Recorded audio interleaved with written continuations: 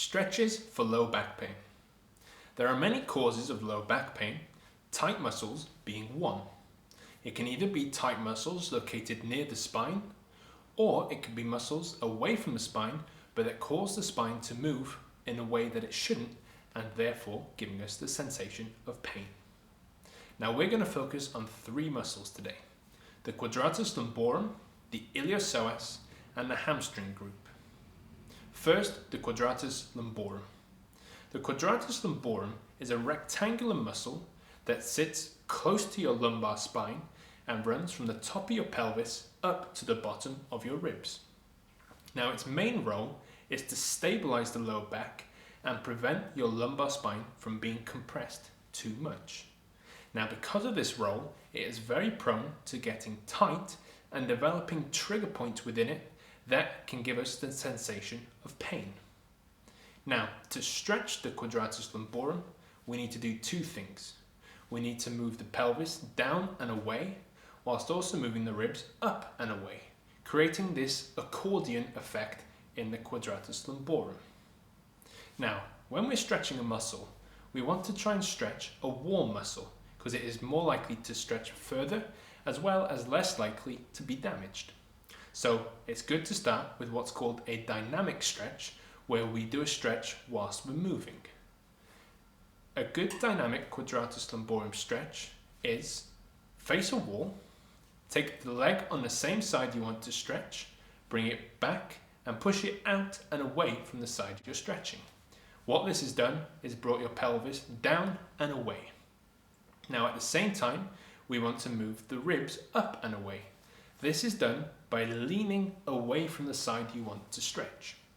It should be noted you should try and lean through your low back, so hinge through your low back rather than hinging through your thoracic spine or mid back.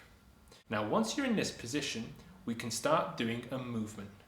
The way we do this is simply go from this position of leaning away and coming simply back to our original position, and really making that accordion movement more pronounced. So we simply go from a really far movement back to a standing position. Now do this nice and rhythmically. The smoother it is, the better. Don't try and go really fast or try and contract muscles really hard. We're trying to stretch muscles, not contract them. Now once you've put a bit of heat in the muscle, it may take a few minutes of doing that dynamic stretch. We can do a static stretch where we hold the end position. Again, facing a wall, bring the leg on the side you want to stretch back and push it away. And keep your foot planted so that leg is strong and the hip is kept down and out. In there, lean away, stretching the side you want, and then simply hold that position.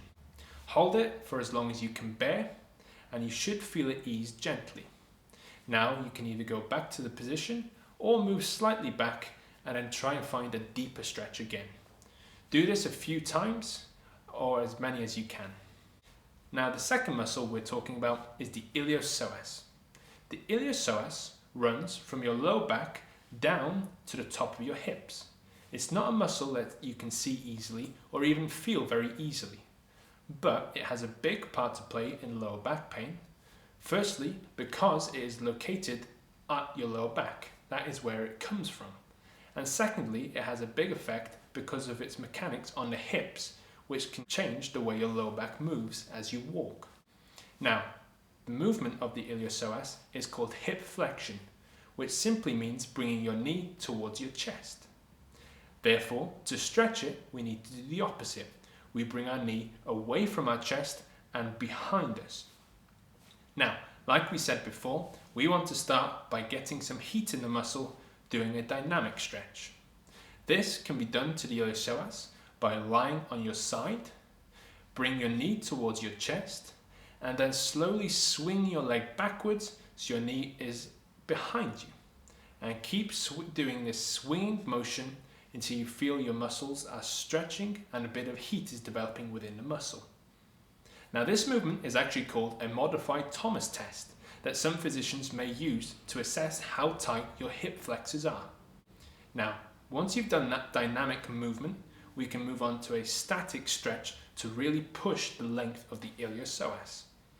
A good one to do is called the couch stretch. This is performed by kneeling on the floor. Take one leg and put it on a raised surface behind you, such as a step. Now it should be noted the step should be quite small, but you can raise the step as you progress and get longer iliopsoases. Now once you have your leg on that raised surface, try and push your hips forward. You should start to feel the pinch in your hip as that iliopsoas is lengthened. Once it starts to feel like that is the end, hold it. Now, if you have gone to full hip lockout, you can increase the stretch on the iliopsoas by simply twisting towards the side you're stretching. Now, you may actually find that moving away from the hip you're stretching gives you a bigger stretch. However, you're more likely to be stretching your rectus femoris, which is one of your quadriceps muscles, rather than your iliopsoas. So rotate towards the side you're stretching. Finally, the hamstring group. Now, although the hamstring group don't actually attach to your lower back, they have a big role to play in the mechanics of your lower back. As we bend forward, we want our hips to be able to stretch enough so that we can lean forward. However, if we have tight hamstrings, the amount that our hips can move forward is reduced, and so the movement ends up having to come from our lower back rather than our hips.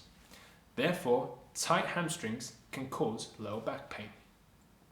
Another note to have is weak hamstrings can also become tight hamstrings. The reason for this is overcompensation. Because a hamstring muscle is weak, it tries to create a false strength by being very tight. So although you want to stretch your hamstrings, at the same time you want to make sure that you are developing some strength within your hamstrings. Now, to start the stretch of your hamstrings, warm them up with a dynamic stretch. A good one to do is called leg sweeps. This is quite often something you might see sprinters or runners doing. It is a simple exercise where you lift your leg out in front of you, nice and straight, and simply swing it backwards. What this does is stretch and contract your hamstrings nice and gently to slowly get some heat into that muscle. Once you've done this for a few minutes and you feel like your hamstrings have stretched a little bit and warmed up, we can do a static stretch. Now, when we statically stretch the hamstrings, we really want to try and focus on having our hips bent forward as most as we can. Now, a lot of hamstring stretches focus on the knee, trying to get the knee as flat as possible. But what that ends up doing is you having to round your lower back to stretch. What we want to do is have a nice flat lower back, lean forward until we feel our hamstrings stretch, and then move our knee joint to stretch the hamstrings. A good stretch to do this with is simply put the leg you want to stretch on a small step, lean forward, bending at your hips, and then slowly straightening out your knee until you feel your hamstring stretch. You may not even need to move your knee, as leaning forward might be enough of a stretch. Again, hold the stretch position for a few seconds until you feel it start to ease, relax, and then go back into it and see if you can maybe push it a little bit further. But don't be too aggressive, because this is a long-term game. We don't want to try and push it so hard that we end up injuring ourselves, and that just increases the time it'll take to heal.